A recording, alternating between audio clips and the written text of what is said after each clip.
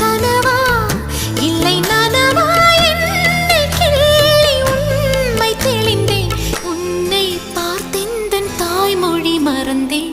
கண்ணாளனே எனது கண்ணை நேற்றோடு காணவில்லை.